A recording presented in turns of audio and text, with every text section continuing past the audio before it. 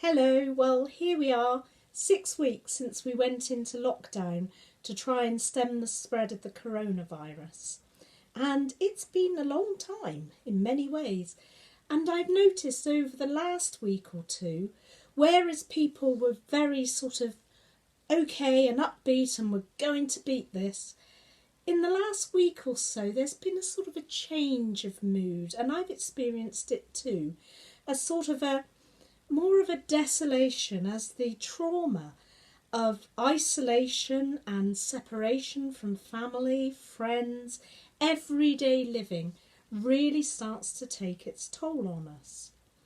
And certainly people who have done research into collective trauma, I think it was after the Grenfell fire, they've sort of found that there is a sort of a way that these things unfold, and I'm very grateful to Reverend Margaret for telling me about this from one of her study days.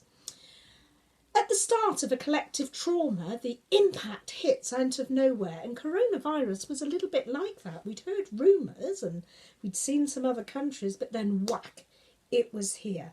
We were affected. Suddenly everything shut down. Your churches, your shops, your schools, you're isolated. There's that impact on everyday life. Well, the people who look at trauma tell us that that's usually followed by what they call a heroic phase, heroic response, and we've certainly seen that, and I thank God for it. The people who've leapt out to help, the volunteers who've gone forward to help the NHS and to help communities, the truckers working overtime and making sure that the shops are full, the shop workers. There's been real efforts to keep in touch with people, and that's been really helpful. And there's been some great good fruits come out of this. A lot of online resources, all kinds of things. But then the trauma specialists tell us we get this sort of phase, this downhill phase of disillusionment, tiredness, apathy, and you start to sort of lose that energy that you had to keep going and keep things positive. And it ends, the disillusionment starts to turn when you actually reach the point of realising that this impact has happened and there actually is nothing that we can do about that. And yet at the same time we can recognise the goodness. And it's recognising the goodness in people, in situations, the things that are still there for us, I would say love that we see, that help us to that rebuilding and restoration. And that's where we are now as a society, really. We're starting to look at how can we come out of this? What can we do so that we can get things moving again? How might I respond differently in future to perhaps help things to stay good?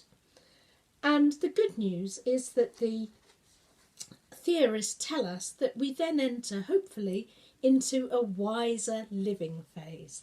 And certainly we need to do that, don't we?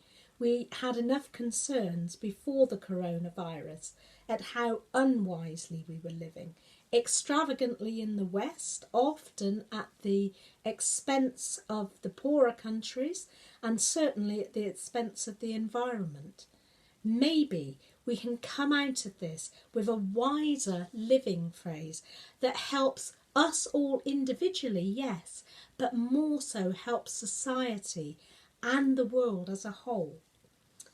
So in this time of our response to coronavirus, when the country has done so well at distancing and quenching something of that awful spread, let us sort of know that we will come to this rebuilding and we will come to reimagine a future, and please God, let it be a future of wiser living.